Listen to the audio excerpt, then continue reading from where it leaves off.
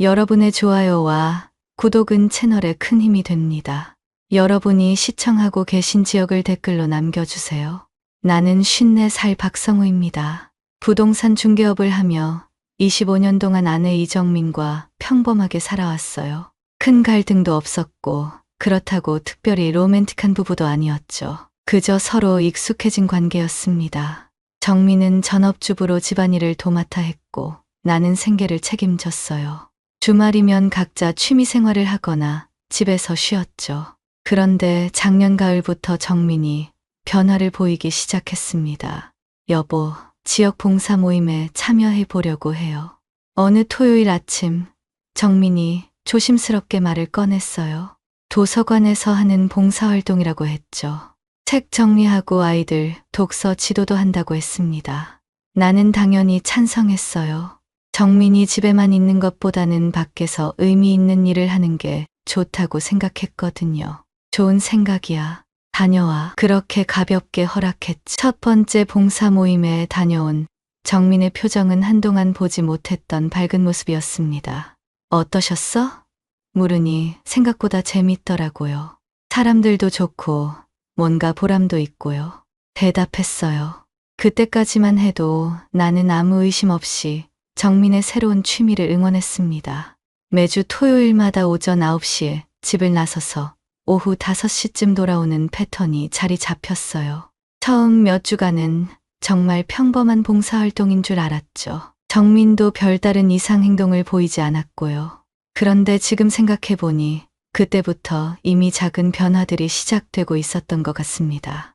예를 들어 봉사 모임 이야기를 할 때 유난히 눈이 반짝였다든지, 토요일 아침에 평소보다 일찍 일어나서 준비를 했다든지 하는 것들 말이에요. 하지만 그땐 단순히 새로운 활동에 대한 열정이라고만 여겼어요. 결혼 25년 만에 아내가 집 밖에서 자신만의 영역을 찾은 것 같아서 오히려 기뻤죠. 정민이 봉사활동을 시작한 지 한 달 정도 지났을 때였습니다. 오늘은 어떠셨어? 평소처럼 물으니 새로 오신 분이 계시더라고요. 김태준이라는 분인데 전에 기자 일을 하셨대요. 정민이 대답했어요. 그때 처음 김태준이라는 이름을 들었죠. 나는 그래? 기자였다고? 정도로만 반응했습니다. 그저 봉사 모임에 세 사람이 온 것 정도로만 생각했어요. 지금 돌아보면 그때 정민의 표정이 묘하게 밝았던 것 같은데 당시에는 전혀 눈치채지 못했죠. 정민은 김태준에 대해 자꾸 언급하기 시작했어요. 김태준 씨가 말하는데 김태준 씨 의견으로는 이런 식으로 자연스럽게 대화에 끼워 넣었죠.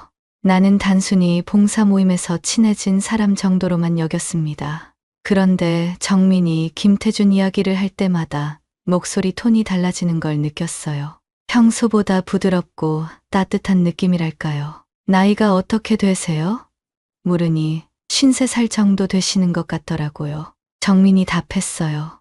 나와 비슷한 또래였죠. 가족은 어떻게 되시나? 다시 물으니 혼자 사시는 것 같아요. 자세한 건 모르겠지만요.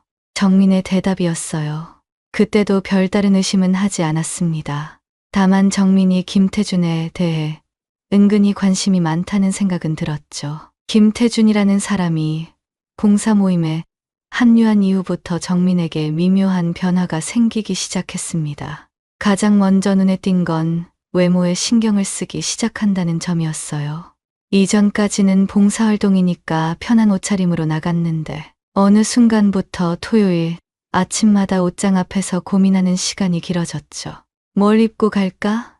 혼잣말을 중얼거리며 몇 벌의 옷을 꺼내놨다가 다시 넣기를 반복했습니다. 화장도 달라졌어요. 평소에는 기초 화장품 정도만 발랐는데 토요일만큼은 립스틱까지 바르고 나가더라고요. 어디 봉사활동 가는 거지? 소개팅이라도 나가나? 농담 삼아 물어봤더니 사람들이 많이 오니까 좀 단정하게 하려고요. 라고 답했어요. 그때도 큰 의심은 하지 않았죠. 나중에 알게 된 사실이지만 정민과 김태준이 처음 가까워진 건 버스에서였습니다. 봉사활동 장소가 시내 도서관이라 집에서 꽤 멀었거든요. 그래서 참가자들이 함께 단체 버스를 타고 이동했어요. 처음에는 여러 사람과 섞여 앉았는데 몇 주 지나면서 김태준과 뒷좌석에 나란히 앉게 되었다고 하더라고요. 버스가 시골길을 지날 때면 울퉁불퉁해서 흔들렸는데 그때마다 어깨가 닿고 무릎이 스쳤다고 해요. 처음엔 서로 미안하다며 몸을 피했지만 시간이 갈수록 자연스럽게 받아들이게 되었다고 하죠. 대화도 많이 나눴다고 합니다. 김태준이 기자 출신이라 이야기가 재미있었다고 하더라고요. 책 이야기, 시사 이야기, 여행 이야기까지 시간 가는 줄 모르게 떠들었다고 해요. 나와는 대화 주제가 한정적이었는데 김태준과는 여러 분야에 걸쳐 깊이 있는 대화를 나눌 수 있어서 신선했다고 하더군요. 정민의 변화는 집에서도 뚜렷하게 나타났습니다. 봉사활동 이야기만 나오면 갑자기 생기가 돌았어요. 오늘은 어떤 책을 정리했는지, 아이들 반응이 어땠는지 같은 이야기를 할 때면 목소리에 활력이 넘쳤죠. 반면 집에서는 예전보다 더 조용해졌습니다. 저녁 시간에도 멍하니 있는 시간이 늘어났고 휴대폰을 자주 들여다보기 시작했어요. 누구한테 연락 오나? 물으면 봉사 모임 단체 대화방이에요.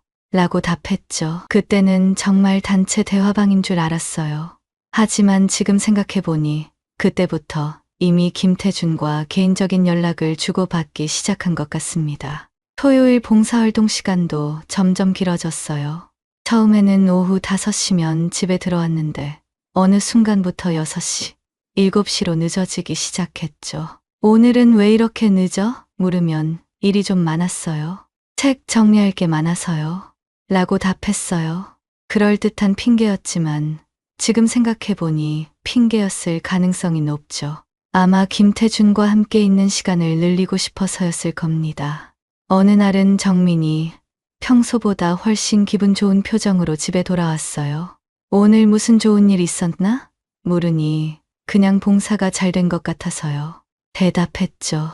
하지만 그 미소가 단순히 봉사활동 때문만은 아닌 것 같았어요. 뭔가 특별한 일이 있었을 것 같은 느낌이었거든요. 나중에 안 사실이지만 바로 그날 버스 뒷좌석에서 김태준과 손이 처음 스쳤다고 하더라고요. 정민의 변화가 점점 뚜렷해지기 시작했습니다. 특히 버스에서 김태준과 앉는 뒷좌석이 불만의 공간이 되어간다는 걸 나중에 알게 되었어요. 봉사 모임에 참여하는 다른 분들 말로는 처음에는 자리가 정해지지 않았는데 어느 순간부터 정민과 김태준이 항상 맨 뒤쪽에 나란히 앉기 시작했다고 하더라고요. 버스 뒷자리는 다른 사람들과 떨어져 있어서 상대적으로 사적인 대화가 가능했죠. 도서관까지 가는 길이 1시간 정도 걸렸는데 그 시간 동안 둘이 무슨 이야기를 나눴는지 궁금했어요. 정민에게 물어보니 그냥 책 이야기, 봉사활동 이야기 했어요. 라고 답했지만 지금 생각해보면 그것만으로는 설명이 안 되는 변화들이 너무 많았어요. 가장 결정적인 순간은 버스가 공사 구간을 지날 때였다고 합니다. 도로가 울퉁불퉁해서 버스가 심하게 흔들렸는데 그때마다 정민과 김태준의 어깨가 닿고 손이 스쳤다고 해요. 처음에는 서로 놀라서 죄송합니다라고 말하며 몸을 피했지만 몇 번 반복되다 보니 자연스럽게 받아들이게 되었다고 하죠.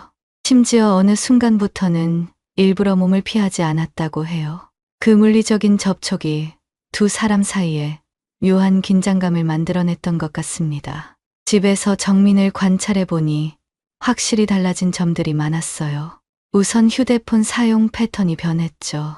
예전에는 하루에 몇 번 정도만 확인했는데 어느 순간부터 수시로 들여다보기 시작했어요. 문자가 오면 즉시 확인하고 답장도 빨리 보냈죠. 누구한테 이렇게 자주 연락 와? 물으니 봉사 모임 관련해서 연락이 좀 많아졌어요. 라고 답했어요. 하지만 그 표정이 단순히 봉사 관련 연락을 받는 사람의 표정은 아니었어요. 뭔가 설레는 듯한 기대감이 섞인 표정이었죠. 또 다른 변화는 외모 관리였어요. 토요일 봉사활동 갈 때는 물론이고 평상시에도 예전보다 신경을 많이 쓰기 시작했어요. 화장품도 새로 사고 옷도 새로 맞추더라고요. 갑자기 왜 이렇게 꾸미는데 신경 써? 물으니 나이 들어서 더 관리해야 할 것 같아서요. 라고 답했죠. 그럴듯한 대답이었지만 뭔가 석연치 않았어요. 25년 동안 함께 살면서 정민이 갑자기 외모에 이렇게 신경 쓴 적이 없었거든요. 봉사활동에서 돌아오는 시간도 계속 늦어졌습니다. 처음에는 오후 5시였는데 6시, 7시, 심지어 8시까지 늦어지는 날도 있었어요. 봉사활동이 이렇게 늦게까지 하나? 물으니 정리할 일이 많아져서요. 그리고 가끔 다 같이 차 마시고 오기도 하고요. 라고 답했어요. 나중에 알고 보니 다 같이가 아니라 김태준과 단둘이 시간을 보내는 경우가 많았다고 하더라고요. 정민의 표정도 눈에 띄게 밝아졌어요. 특히 토요일 봉사활동을 다녀온 후에는 며칠 동안 기분이 좋아 보였죠. 집안일도 콧노래를 부르며 했고 평소보다 말도 많아졌어요. 그런데 이상하게도 그 기쁨을 나와 나누려 하지는 않았어요. 혼자만의 비밀스러운 기쁨 같은 느낌이었죠. 정민의 변화가 더욱 노골적으로 드러나기 시작한 건 봄이 되면서부터였어요. 봉사활동을 시작한 지 반년이 지났을 무렵이었죠. 토요일 아침이면 완전히 다른 사람이 되는 것 같았어요. 평소 집에서는 무표정하고 말수도 적었는데 봉사 모임 이야기만 나오면 갑자기 생기가 돌았죠. 특히 김태준 이야기를 할 때는 목소리 톤까지 달라졌어요. 김태준 씨가 오늘 재미있는 책을 추천해 주셨어요. 김태준 씨 말로는 이런 봉사 방법도 있대요. 이런 식으로 자연스럽게 대화에 끼워 넣었죠. 나는 점점 김태준이라는 사람에 대해 궁금해지기 시작했어요. 정민에게 그분 어떤 사람이야? 직접 만나본 적은 없나? 물어봤더니 기회가 되면 한번 소개해 드릴게요. 라고 답했어요. 하지만 그 기회는 끝내 오지 않았죠. 지금 생각해보니 정민이 의도적으로 김태준과 나를 만나지 않게 했던 것 같아요. 나중에 알게 된 일이지만 이 시기에 버스 안에서 두 사람의 관계가 급속도로 발전했다고 해요. 뒷좌석에 앉아서 나누는 대화가 점점 사적이고 깊어졌다고 하더라고요. 김태준이 자신의 과거 이야기, 기자 시절 경험담, 그리고 개인적인 고민까지 털어놓기 시작했다고 해요. 정민도 결혼 생활에 대한 아쉬움, 자신의 꿈과 포부에 대해 이야기했다고 하죠. 둘 사이에 점점 특별한 유대감이 형성되어 갔던 것 같아요. 버스 안에서의 물리적 접촉도 더 자연스러워졌다고 합니다. 어깨가 닿는 걸 피하지 않게 되었고 심지어 손이 스치는 것도 자연스럽게 받아들이게 되었다고 해요. 어느 날은 김태준이 창밖 풍경을 가리키며 설명할 때 정민의 어깨에 손을 올렸다가 죄송합니다라고 말했는데 정민이 괜찮아요라고 대답했다고 하더라고요. 그 순간 두 사람 사이에 묘한 기류가 흘렀다고 해요. 집에서 정민을 보면 점점 더 이상해지고 있었어요. 토요일만 되면 완전히 다른 사람이 되었죠. 아침 일찍부터 샤워하고 옷을 골라 입고 화장을 정성스럽게 했어요. 오늘 무슨 특별한 일이라도 있나? 물으니 아니에요. 그냥 기분 좋아서요. 라고 답했죠. 봉사활동에서 돌아오는 시간도 더욱 늦어졌어요. 8시, 9시까지 늦어지는 날이 많아졌죠. 이렇게 늦게까지 봉사를 하나? 물으니 봉사 끝나고 다들 함께 저녁도 먹고 그래요. 라고 답했어요. 하지만 나중에 알고 보니 다들 함께가 아니라 김태준과 단둘이 시간을 보내는 경우가 대부분이었어요. 정민의 휴대폰 사용 패턴도 완전히 바뀌었습니다. 하루 종일 휴대폰을 끼고 살았어요. 문자가 오면 즉시 확인하고 웃음을 지으며 답장을 보냈죠. 누구한테 이렇게 자주 연락이 와? 물으면 봉사 모임 사람들이에요. 라고 답했지만 그 표정이 단순히 봉사 모임 연락을 받는 사람의 표정은 아니었어요. 뭔가 설레고 기다려지는 듯한 표정이었죠. 어느 날 밤, 정민이 화장실에 간 사이 휴대폰에 문자가 왔어요. 무심코 확인해 보니 내일 봬요. 벌써 기다려져요. 내용이었어요. 발신자는 태준이었죠. 그때 처음으로 확실한 의심이 들기 시작했어요. 태준이라는 이름으로 온 문자를 본 순간 가슴이 철렁 내려앉았어요. 내일 봬요. 벌써 기다려져요. 라는 내용이 단순한 봉사 동료 사이의 메시지로는 보이지 않았거든요. 하지만 확실한 증거가 있는 건 아니었기 때문에 일단 지켜보기로 했습니다. 다음 날 토요일, 정민의 행동을 유심히 관찰했어요. 평소보다 더 일찍 일어나서 준비를 했고 새로 산 원피스를 입고 나가더라고요. 새 옷이네? 물으니 예전에 산 건데 입을 기회가 없었어요. 라고 답했죠. 하지만 나는 그 옷을 처음 보는 거였어요. 분명히 최근에 새로 산 옷이었을 텐데 거짓말을 한 거죠. 정민이 나간 후 나는 봉사 모임에 대해 좀 더 자세히 알아보기로 했어요. 동네 도서관에 전화해서 문의해보니 토요일 봉사 모임은 오후 5시에 끝난다고 하더라고요. 그런데 정민은 항상 8시, 9시에 들어왔거든요. 그 시간 차이 동안 뭘 하고 있는 건지 의문이 들었어요. 저녁 9시쯤 정민이 집에 들어왔어요. 평소보다 표정이 더 밝아 보였죠. 오늘은 어떠셨어? 물으니 좋았어요. 아이들이 책을 열심히 읽더라고요. 라고 답했어요. 하지만 뭔가 다른 이유로 기분이 좋아 보였어요. 봉사 끝나고 뭐 했어? 좀 더 구체적으로 물어보니 다들 함께 차 마시고 왔어요. 라고 답했죠. 다들 함께라는 말이 자꾸 나오는데 정말 그런지 확인해 보고 싶어졌어요. 며칠 후 나는 봉사 모임에 대해 좀 더 알아보기로 했어요. 정민의 친구 중에 같은 동네에 사는 박미경이라는 분이 있었는데 그분도 가끔 도서관 봉사에 참여한다고 들었거든요. 박미경에게 전화해서 우리 정민이가 봉사활동 열심히 하는 것 같은데 거기 분위기 어때요? 라고 자연스럽게 물어봤어요. 그런데 박미경이 의외의 대답을 했어요. 정민 씨요? 요즘 김태준 씨랑 많이 친해진 것 같더라고요. 버스에서도 항상 뒷자리에 나란히 앉고 봉사 끝나고도 둘이 따로 남아있는 경우가 많아요. 마치 폭탄을 맞은 기분이었어요. 박미경의 말이 계속 이어졌어요. 처음에는 그냥 친한 사이인 줄 알았는데 요즘 보니까 좀 이상해요. 버스에서 너무 붙어 앉고 뭔가 은밀하게 대화하는 것 같고요. 다른 사람들도 수근거리기 시작했어요. 나는 겉으로는 평정을 유지하며 그냥 봉사활동 관련해서 이야기하는 거 아닐까요? 라고 했지만 속으로는 충격이 컸어요. 그날 밤 정민에게 조심스럽게 물어봤어요. 김태준 씨랑 많이 친해진 것 같네? 정민의 표정이 살짝 굳어지는 걸 봤어요. 그냥 봉사활동하면서 이야기 나누는 사이예요. 라고 답했지만 목소리에 긴장감이 느껴졌죠. 박미경 씨가 말하는데 버스에서 항상 같이 앉는다던데? 좀 더 구체적으로 물어보니 버스 자리가 정해진 게 아니니까 우연히 그렇게 된 거예요. 라고 변명했어요. 하지만 그 표정이 완전히 거짓말하는 사람의 표정이었어요. 그 주말 나는 정민의 행동을 더 자세히 관찰했어요.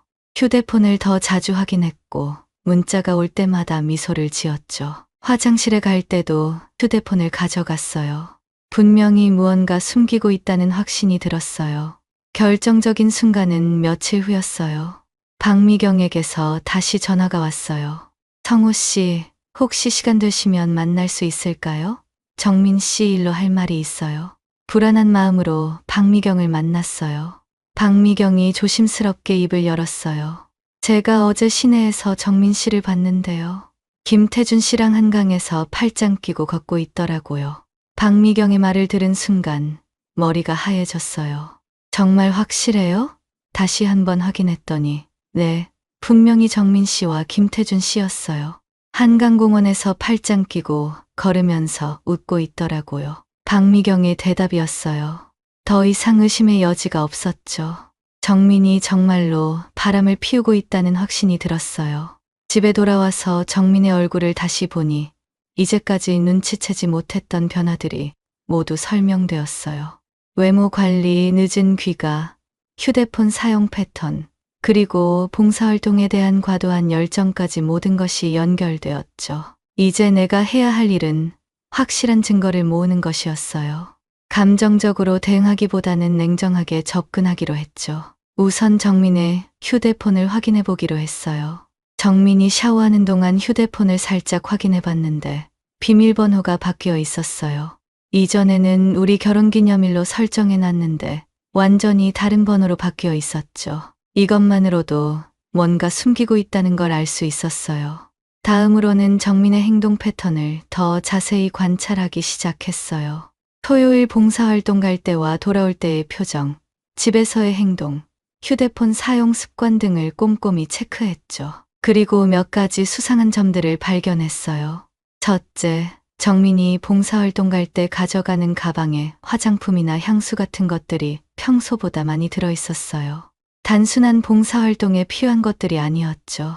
둘째, 토요일 저녁에 집에 돌아와서도 화장이 거의 지워지지 않은 상태였어요. 하루 종일 봉사활동을 했다면 화장이 많이 번져야 정상인데 오히려 화장을 고쳐 한 것처럼 보였어요. 셋째, 집에 돌아와서 바로 샤워를 하는 패턴이 생겼어요.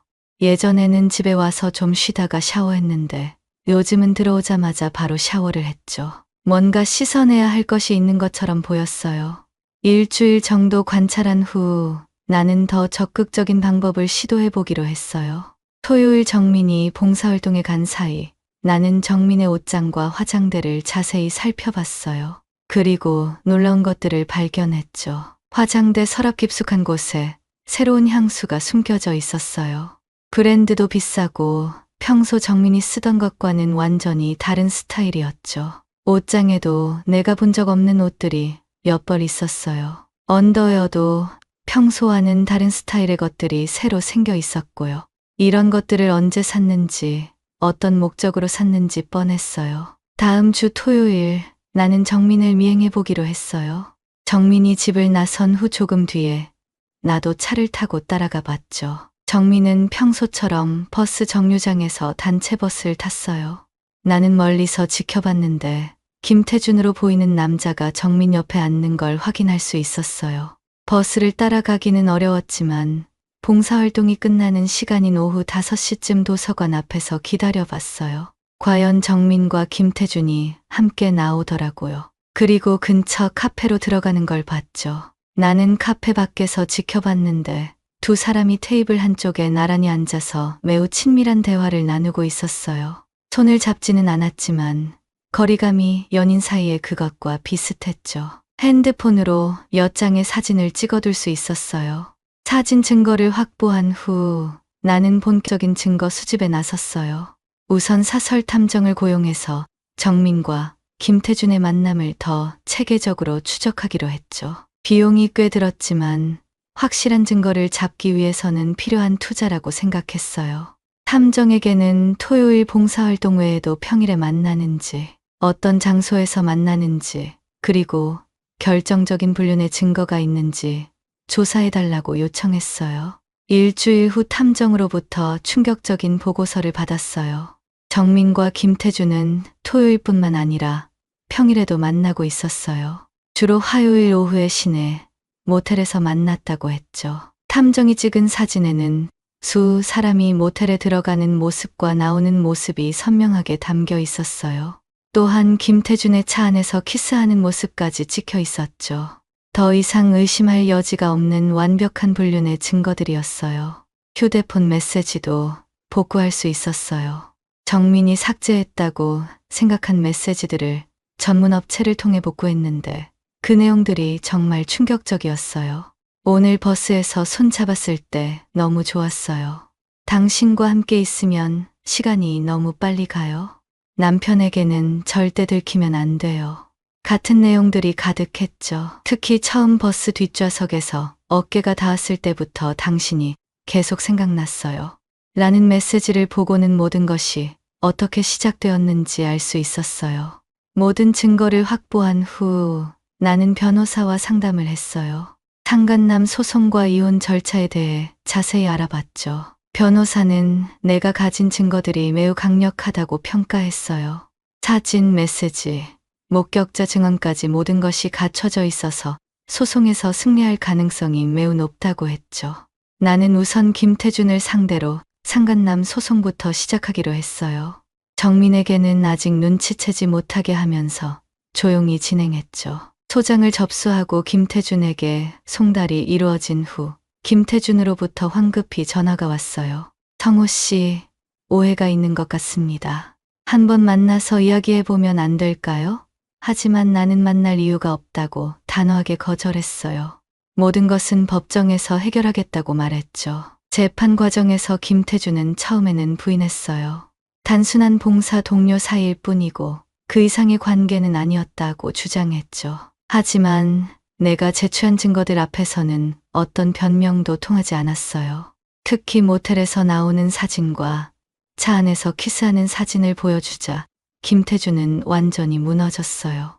결국 김태주는 모든 사실을 인정할 수밖에 없었죠. 재판부는 명확한 불륜 관계로 인정하고 김태준에게 3천만 원의 위자료 지급을 명령했어요. 김태준은 직장에서도 쫓겨났어요. 그가 다니던 출판사에서는 도덕적 해이를 이유로 해고 조치를 내렸죠. 동네에서도 바람둥이라는 소문이 퍼지면서 완전히 매장되었어요. 정민과의 이혼 절차도 순조롭게 진행되었어요. 정민은 처음에는 발뺌을 시도했지만 증거들 앞에서는 어쩔 수 없었죠. 협의 이혼으로 진행했는데 재산 분할에서도 내가 유리한 조건을 받아낼 수 있었어요. 정민의 불륜이 명백했기 때문에 재산의 7대 3 정도로 분할받았죠. 모든 법적 절차가 끝난 지 이제 1년이 지났어요. 김태주는 완전히 몰락했죠. 위자료 3천만 원을 지급해야 했고 직장에서는 해고당했어요. 새로운 일자리를 구하려고 해도 소문이 퍼져서 쉽지 않다고 들었어요. 동네에서는 이미 유부녀와 바람핀 사람으로 낙인 찍혀서 어디서든 손가락질 받는 처지가 되었죠. 심지어 가족들에게도 외면당해서 혼자 고시원에서 지낸다고 하더라고요. 정민은 이혼 후 고향으로 내려갔어요. 서울에서는 더 이상 지낼 수가 없다고 하더라고요. 봉사 모임 사람들 사이에서도 소문이 퍼져서 완전히 따돌림 당했다고 해요. 특히 박미경 같은 사람들이 여기저기 이야기를 퍼뜨려서 동네에서 살기 어려워졌다고 하죠. 고향에 내려가서 작은 식당을 차렸다고 들었는데 그것도 쉽지 않다고 하더라고요. 나이 52에 혼자서 새로 시작하는 게 얼마나 어려운지 뻔하죠. 나는 혼자가 되었지만 후회하지 않아요. 처음에는 외로웠지만 시간이 지나면서 오히려 자유로워진 기분이에요. 25년 동안 당연하다고 생각했던 결혼 생활이 사실은 얼마나 공허했는지 깨달았거든요. 정민과 나 사이에는 진정한 사랑이 없었던 것 같아요. 그저 습관적으로 함께 사는 관계였죠. 부동산 일도 예전보다 더 열심히 하고 있어요. 혼자 살림을 꾸리려니 돈이 더 많이 필요하기도 하고 뭔가에 집중하고 있으면 외로움도 덜하거든요. 올해는 작년보다 매출도 더 늘었고 새로운 투자 기회도 생겼어요. 가끔 새로운 만남의 기회도 있어요. 부동산 거래 과정에서 만난 여성 고객이나 동네 상인회 모임에서 만난 분들 중에 좋은 인상을 주는 사람들이 있죠. 하지만 아직은 새로운 관계를 시작할 마음의 준비가 되지 않았어요. 배신당한 상처가 완전히 아물지 않았고 다시 누군가를 믿는다는 게 쉽지 않거든요. 가끔 그 버스 노선을 지날 때가 있어요. 출장이나 업무차 시내에 나갈 때 그 길을 지나게 되는데 버스를 보면 자동으로 뒷좌석을 쳐다보게 되어요. 모든 게 저기서 시작됐구나 하는 생각이 들죠. 정민과 김태준이 처음 어깨를 맞대고 앉았던 그 뒷좌석에서 모든 비극이 시작된 거예요. 만약 그날 정민이 다른 자리에 앉았다면 혹은 김태준이 봉사 모임에 참여하지 않았다면 어떻게 되었을까 하는 생각도 해봐요. 하지만 이미 지나간 일이고 결과적으로는 이게 더 나았던 것 같아요. 거짓된 관계를 계속 유지하는 것보다는 진실을 알고 정리하는 게 나았죠. 요즘은 주말에 혼자 등산을 다니거나 독서를 많이 해요. 정민과 함께 있을 때는 몰랐던 제 자신의 취향을 발견하게 되었어요. 특히 역사책 읽는 걸 좋아한다는 걸 알았죠. 가끔 도서관에도 가는데 정민이 봉사했던 그 도서관은 아니고 다른 곳으로 가요. 그곳에서는 아직도 정민과 김태준의 소문이 회자되고 있을 테니까요. 복수는 완전히 성공했어요. 김태준은 사회적으로 매장되었고 정민도 고향으로 쫓겨나다시피 했으니까요. 하지만 복수가 끝난 지금 마음이 완전히 후련한 건 아니에요. 25년이라는 시간이 그냥 허무하게 끝나버린 것 같아서 아쉬움도 있죠. 그래도 진실을 알게 된 것, 그리고 거짓된 관계를 정리할 수 있었던 것은 다행이라고 생각해요. 이야기가 재미있으셨나요? 좋아요와 구독으로 응원해 주시면 더 많은 감동적인 이야기로 찾아뵙겠습니다. 여러분의 작은 관심이 저에게는 큰 힘이 됩니다. 감사합니다.